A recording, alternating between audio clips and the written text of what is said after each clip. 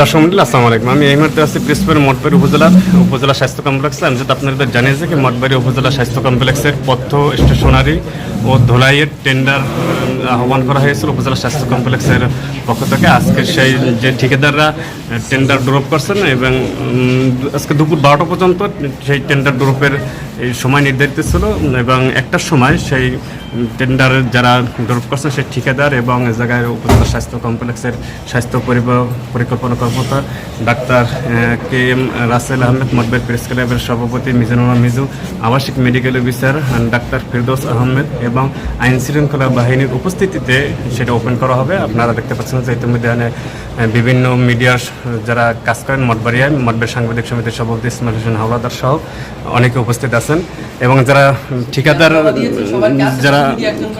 ঠিকাদার হিসেবে tender drop করছেন, আমরা সেই ঠিকাদারদের যারা প্রতিনিধি তারাও কিন্তু ইতিমধ্যে জায়গায় উপস্থিত হয়েছেন।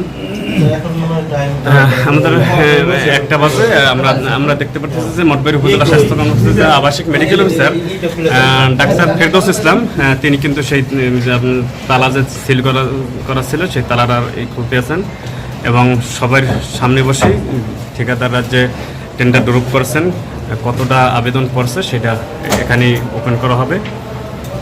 আমরা দেখতে পাচ্ছি যে বাক্সের তালা খোলা হয়েছে এবং এই যে বাক্স সেই বাক্সের ভিতরে কিন্তু আমাদের সেই টেন্ডারের খামগুলো আছে, আপনারা দেখতে পাচ্ছেন।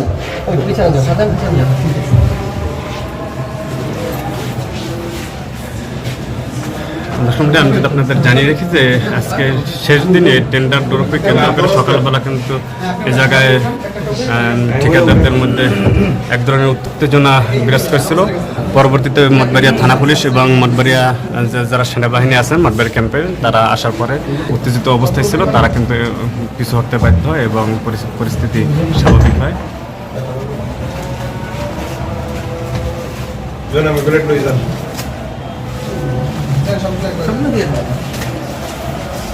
আসলে আপনারা দেখতে পাচ্ছেন যে বাক্সের ভিতর থেকে যে আবেদনের যে খামগুলো সেগুলো উঠানো হচ্ছে। আমরা দেখতে পাচ্ছি যে বেশ কিছু আবেদন কিন্তু জমা হয়েছে। দর্শক মণ্ডলী, আমি আপনাদের জানিয়ে রাখি যে পথে 7টি আবেদন করছে, স্টেশনারিতে 6টি এবং ধলাইতে 6টি,